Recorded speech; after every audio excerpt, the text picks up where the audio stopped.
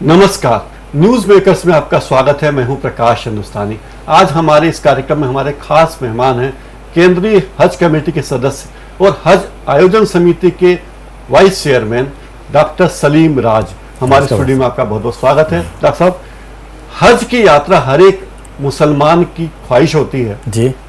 हर एक की तमन्ना होती है कि जिंदगी में कम से कम एक बार तो हज के लिए जरूर जाए, लेकिन हज की यात्रा एक तरह से धंधा बनती जा रही है। क्यों है ऐसा?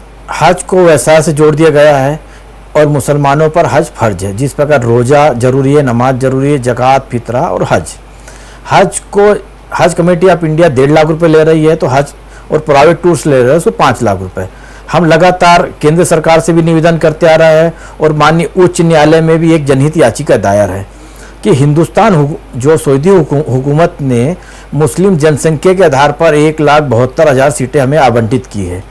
चूँकि केंद्र सरकार ने प्राइवेट टूर ऑपरेटर को व्यवसाय करने के लिए 47,000 सीट दे दी गई है, उसका विरोध करते उसका कोटा बंद होना चाहिए और केंद्रीय हज कमेटी को कोटा दे देना चाहिए, जिससे हज यात्रा सस्ती भी हो जाएंगी। कितना फर्क है? हज कमेटी से कोई हज पे जाए तो कितने पैसे लगते हैं और टूर ऑपरेटर के साथ जाए तो कितने पैसे लगते हैं? हज कमेटी ऑफ इंडिया से जाने वाले हमारे गांव के हाजी रहते, गरीब हाजी रहते, इसमें 85,000 1.25 लाख से लेकर 1.5 लाख रुपए लगता है और प्राइवेट टूर्स ऑपरेटर से जाने वाले 3 लाख से लेकर 5 लाख रुपए, 3 लाख रुपए जनरल और 5 लाख रुपए लग्जरी हज वाले कराते हैं। क्या अंतर होता है लग्जरी हज यात्रा में? क्या होता है लग्जरी हज में कि हज तो हज है, हज यात्रा को व्यवसाय जोड़ दिया गया। व्यवसाय से चूंकि बहुत से वीआईपी हाजी है हमारे हिंदुस्तान के और हज कमेटी ऑफ इंडिया से हज में जाने वाले वहीं पर भोजन बनाते हैं, खुद कपड़ा धोते हैं। 5 स्टार हाजी जाने लग्जरी हाजी वहीं पर लॉन्ड्री वाले आ जाते हैं, खाने बनाने की जरूरत नहीं पड़ती, उनको खाना वहीं पर मिल जाता है। ये अंतर है। हज जाने के लिए क्या क्या योग्यताएं जरूरी है? हमारे कई दर्शकों को पता नहीं है कि किन योग्यताओं वाला व्यक्ति ही हज को जा सकता है। हिंदुस्तानी साहब, मैं आपको क्लियर बता दूं कि मुसलमान तालीम याफ्ता होना चाहिए। जो तालीम याफ्ता नहीं होता वो हज नहीं कर सकता। तालीम मतलब तालीम याफ्ता शिक्षा जी। कुरान शरीफ की, जब तक कुरान शरीफ पढ़ा नहीं होगा तो हज के नियम कायदे नहीं समझ सकता और हज नहीं कर सकता है। हज के लिए कोई ज़रूरी नहीं है, बालिग होना ज़रूरी है और साहब हैसियत होना ज़रूरी है। जो वो मुसलमान है जिसके ऊपर 1 रुपये भी कर्ज है वो हज यात्रा नहीं कर सकता। उसका पड़ोसी परेशान है वो हज यात्रा नहीं कर सकता। उसकी जवाने बहन बेटी है वो अपने फ़र्ज से अदा नहीं हुआ है वो हज नहीं कर सकता। जो सब फर्जों से अदा होने के बाद ही वो हज कर सकता है और वही मुसलमान हज करेगा। यानी हज के बारे में हिंदुओं जैसा नहीं है कि कोई भी व्यक्ति इच्छा हुई और चले 4 धाम यात्रा पर। आपके ऊपर कर्ज नहीं होना चाहिए, कोई आर्थिक जिम्मेदारी नहीं होनी चाहिए, पढ़ा लिखा होना चाहिए और आपके पड़ोस में कोई व्यक्ति दुखी नहीं होना चाहिए। क्या अमूमन इन सब नियमों का पालन होता है? नहीं, इस टाइप का तो पालन नहीं कर पाते हैं। बाकी पालन होना चाहिए और जो पालन करता है उनका ही हज कबूल होता है। अल्लाह ताला हज कबूल करने वाला होता है। अल्लाह ताला बोलता है कि मेरी बनाई हुई कायनात परेशान है तो आपके ऊपर हज फर्ज नहीं है। हज फर्ज उसके ऊपर है जो ईश्वर ने आपको सब पैसा दे दिया, सब चीज़ है, उसके बाद हज करिए। उधार पैसे लेकर भी हज नहीं जा सकते? उधार पैसा भी लेकर नहीं जाता। आपके ऊपर 5 रुपए कर्ज है भी तो आप हज नहीं कर सकते। और इस बार हज में मैंने सुना कि प्रति हाजी ज्यादा जगह दी गई है। 3.5 वर्ग फुट जगह आमतौर पर मिलती थी, इस साल प्रत्येक हाजी के लिए 4 वर्ग फुट की जगह दी गई है। ऐसा इस बार हाजियों को सुविधा भी बढ़ा दी गई है और जो हाजी को रुकने में तकलीफ होती थी उनकी जगह भी बढ़ा दी गई है। उसके कारण हाजियों को 500 रियाल माने करीबन 6,000 रुपये हज यात्रा पर महंगा हो चुका है। उसके कारण हज यात्रा करने पे कई लोग कहते हैं कि हवाई यात्रा में उनको अच्छा सम्मान नहीं मिलता। ऐसा क्यों? ये आप बहुत बढ़िया बात रखे और ये लगातार हाजियों को तकलीफ का सामना पड़ता है। हमारे हाजी होते हैं पहली बार हवाई जहाज में बैठते हैं, ग्रामीण अंचल के होते हैं, उनको बेल्ट बांधना नहीं आता है। एयर होस्टेज का जो बर्ताव रहता है वो 2 दर्जे का रहता है। ऐसा सोचते कि ये मंगने खाने वाले हैं, पहली बार हवाई जहाज में बैठे, वैसा बर्ताव होता है। हाजियों को 2 वर्ष या 3 वर्ष पूर्व तो हाजी को बाथरूम में बंद कर दिया गया था और हज के समय जैसे ही जद्दा पहुंचा वो निकाला गया है। इसकी FIR भी हुई थी, इसके ऊपर कार्रवाई भी हुई थी। तो इसके लिए हम चाहते हैं कि एयर इंडिया और दूसरी जो भी संस्था है वो जो हाजियों को सम्मान दे सकते हैं ऐसे लोगों को जिम्मेदारी हज की देना चाहिए, हज फ्लाइट की। क्या हज में भी VIP होते हैं हज यात्रा में कि यह VIP हज यात्री जैसे मंदिरों में होने लगे हैं? क्या वहाँ भी ऐसे दर्शन होते हैं, VIP दर्शन, VIP हज यात्री? क्या ऐसा होता है? नहीं, भारत सरकार के प्रधानमंत्री का गुडविल डेलीगेशन जाता है जिसको माननीय सुप्रीम कोर्ट ने इस बार बैन कर दी है कि चूंकि वो उन लोग अपने पिकनिक मनाने जाते थे, हाजियों की तकलीफ नहीं सुनते थे, तो इसके कारण पूर्ण रूप से बैन हो गया वीआईपी। और एक मेंबर ऑफ पार्लियामेंट की सिफारिश पर और माननीय मुख्यमंत्री जी महामहिम की सिफारिश पर, अनुशंसा पर, जिनका लॉटरी में नाम नहीं आता था, वो ऐसे लोग हज यात्रा पर जाते थे। बाकी माननीय उच्च न्यायालय ने इस बार भी रोक लगा दी कि इस बार कोई वीआईपी कोटा नहीं रहेगा। जिनका लॉटरी में चयन हो गया वो हज यात्रा पर जाएंगे, और जिनका चयन होने के बाद वो कैंसिल करा दिए उनको वेटिंग लिस्ट द्वारा क्लियर किया जाएगा।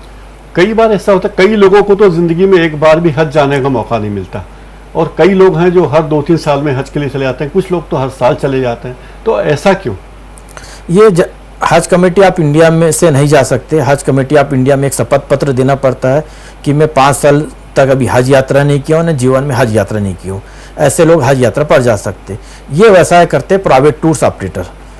प्राइवेट टूर्स ऑपरेटर से जाने वाले 15 से 20 हज़ार हाजी ऐसे जो हर साल दुनिया को दिखाने के लिए हम हज यात्रा पर जाते हैं कि देखो मैं तो 15 बार का हाजी हो गया हूँ, 20 बार का हाजी हो गया हूँ। ये दिखावा है। जीवन में एक बार फर्ज है, वो अपने फर्ज से अदा हो सकता है। दुनिया के दिखावे में ये हज इन लोग कर रहे हैं। क्या ऐसा है कि जो आदमी 2 बार या 5 बार हज के लिए गया वो एक बार के हज यात्री से ज्यादा पवित्र हो गए? नहीं जी, आप 25 बार भी हज यात्रा करे हो, ईश्वर की मर्जी नहीं होगी तो आपकी 25 बार हज यात्रा बेकार है। आप पहली बार जाओ और पहली बार ईश्वर आपका फर्ज अदा कर ले, तो इसमें कोई बात नहीं है। झगड़ा चलता है कि सब्सिडी को लेके। अब कोर्ट ने कहा है कि हज यात्रियों को सब्सिडी बंद कर देनी चाहिए, 10 साल में बंद कर दी जाए क्रमशः। तो ये क्या चक्कर है सब्सिडी का चक्कर? देखिए, सब्सिडी, भारत का मुसलमान कभी सब्सिडी मांगा नहीं था। भारत का मुसलमान कभी भिखारी नहीं है। बाकी केंद्र सरकार ने मुसलमान को भिखारी बना दिया और भीख मांगने वाला बना दिया। हमने सब्सिडी की मांग नहीं किए थे, सब्सिडी केंद्र सरकार ने दी थी। और सब्सिडी मिलती एयर इंडिया ट्रांसपोर्टिंग सब्सिडी, हाजी को नहीं दिया जाता है। भारत के मुसलमानों ने, मौलाना ने, उलमाओं ने इतना विरोध किया कि हमको सब्सिडी नहीं चाहिए। इसके सब्सिडी 10 साल की जगह 1 साल में बंद हो जाना चाहिए। सब्सिडी देते हो आप एयर इंडिया को, हाजी को नहीं देते हो, इसलिए मुस्लिम समाज बदनाम हो रहा है। और सब्सिडी एयर इंडिया को देकर एयर इंडिया अपना हर साल घाटे की पूर्ति करती। पिछले साल 805 करोड़ की घाटे की पूर्ति करी। उसके पूर्व में 911 करोड़ की सब्सिडी हाजी को मिली। हज सब्सिडी बंद कर ग्लोबल टेंडर होना चाहिए। ग्लोबल टेंडर होने से हज यात्रा सस्ती हो जाएंगी। ग्लोबल टेंडर से पूरे वर्ल्ड की संस्था आएंगी। हम 3 साल पहले हमारा टिकट बुक, 3 महीने पहले टिकट बुक करा देंगे तो 50% लेस में टिकट हमें प्राप्त हो जाएगा। क्या कुछ ऐसा कि जिस हवाई जहाज से यात्री जाते हैं तो वो विमान खाली आएगा, ऐसा कोई नियम? हाँ, ये सऊदी हुकूमत ने अपने व्यवसाय और अपने बिजनेस बढ़ाने के लिए ये कर दी कि आपको एयर चार्टर्ड फ्लाइट ही यूज़ करना है। हाजी को छोड़कर आपको एक यात्री को भी नहीं ला सकते हो, सामान भी नहीं लगता, आपको खाली आना है। इसके कारण हाजी को डबल किराया देना पड़ता है। ये भुगतान हाजी क्यों करे? ये पॉलिसी भारत सरकार जाकर सऊदी हुकूमत से बात करना चाहिए कि हमारे हाजी को डबल भार पड़ता है, इसके लिए आपको करना चाहिए। क्या दूसरे देशों के यात्रियों के साथ भी ऐसा ही नियम? नहीं, हिंदुस्तान के और एशिया के हाजी को ये गरीब, मिस्किन, यतीम हाजी मानते हैं, दोयम दर्जा के मानते हैं। चूँकि हम लोगों यहाँ के मुसलमानों को वो बोलते हैं कि आप कन्वर्टेड मुसलमान हो, अल हिंद, हिंदू मुसलमान बोल के हमको संबोधित किया जाता है। क्योंकि हम लोग वहाँ पर दरगाह को मानने वाले लोग हैं, दरगाह में फूल चढ़ाने वाले लोग हैं। उन लोग बोलते हैं अल्लाह अल्लाह के सिवा कुछ मत मानिए, इसलिए हमको दोयम दर्जे का मुसलमान मानते हैं। कितनी सीटें मध्य प्रदेश की हैं हज में? चूँकि मुस्लिम जनसंख्या के आधार पर हिंदुस्तान को 1,72,000 सीटें आवंटित की गई है और यहाँ पर 2790 सीटें मध्य प्रदेश को दी गई है, जिसमें रिजर्व कैटेगरी। हज कमेटी ऑफ इंडिया ने यह तय कि जिसकी उम्र 70 साल से ऊपर है उनके साथ एक अटेंडेंट जा सकता है, उनको लॉटरी से दूर रखा गया है।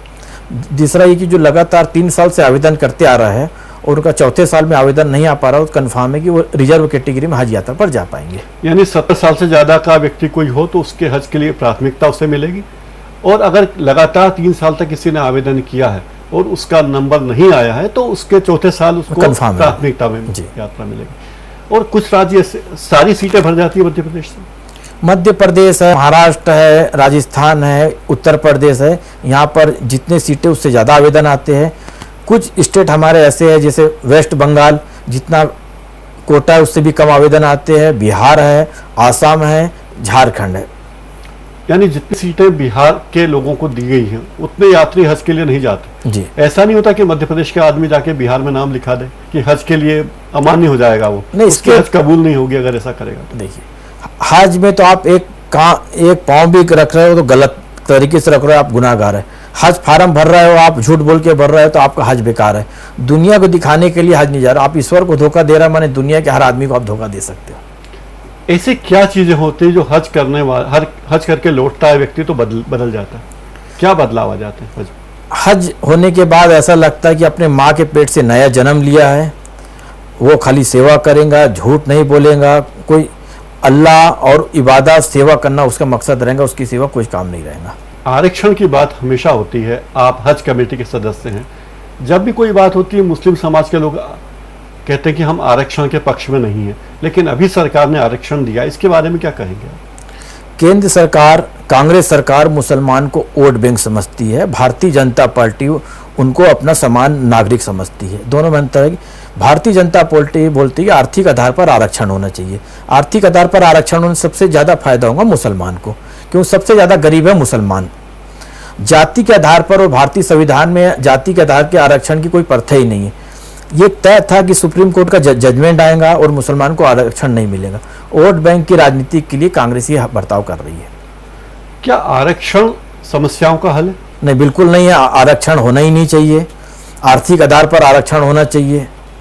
और आरक्षण देकर आप मुसलमानों को बैसाखी के सारे चलाने वाला बना दिए हो, वह सामान्य नागरिक के साथ दौड़ नहीं सकता है। इससे हिंदू मुस्लिम सिख में मन में भय आता है कि एक मुसलमान उसको आरक्षण का फायदा मिल रहा है, हिंदू को नहीं मिल रहा है। तो योग्यता के आधार पर आरक्षण होना चाहिए। इंदौर में हज हाउस का मामला बहुत वर्षों से लंबित है, कब बनेगा हज हाउस इंदौर? नहीं, चूंकि हज हाउस शीघ्र बनने वाला है। अभी 4 साल हुआ है इम्बार्केशन पॉइंट बना है।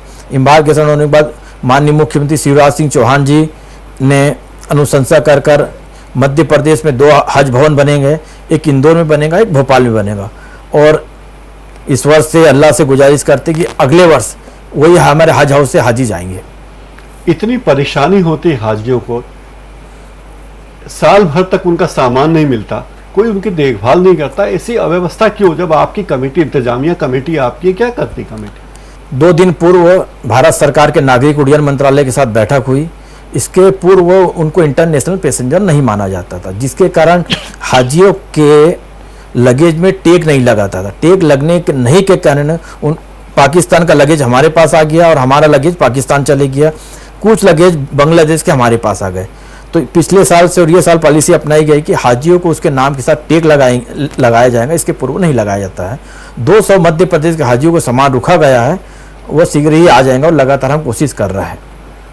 हाजियों के साथ, उनके साथ कौन कौन लोग जाते हैं? डॉक्टर जाते हैं या नहीं जाते? हिंदुस्तान से 890 पैरामेडिकल डॉक्टर्स भेजा जाता है और खादिमुल हुज्जाज हज सेवा पर 300 हाजियों पर एक हर स्टेट से हाजी को सेवा के लिए भेजा जाता है, जिसका खर्चा स्टेट गवर्नमेंट अफोर्ड करती है।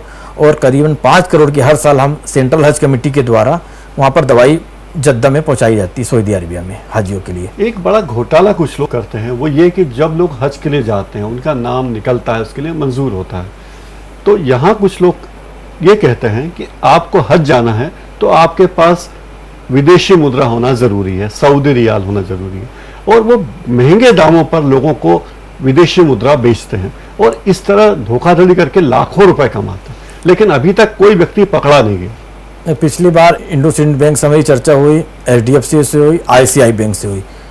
यह रियाल का जो रेट तय होता है, हमारे हाजियों को जानकारी नहीं रहती है। हाजी इस बार हमने ये की कि हाजी को रियाल की ट्रेनिंग दी जाएंगी, रियाल पहचानने की ट्रेनिंग दी जाएंगी। और पिछले बार कुछ फर्जी नोट पकड़ा गया, जिससे कुछ हमारे हाजियों को परेशानी भी हुई। वहाँ पर सऊदी हुकूमत ने पुलिस में बिठा भी दी, उसकी जांच भी चल रही है। नकली रियाल दिया गया था। कैसी कैसी परेशानियाँ और आती है आपके हाजियों को? हमारे हाजी गांव के होते हैं, उसके कारण उनको एयरपोर्ट में समझ नहीं आता है, पासपोर्ट समझ नहीं आता है कि पासपोर्ट क्या चीज़ होता है, एयर टिकट, कई हाजियों के एयर टिकट घूम जाते हैं।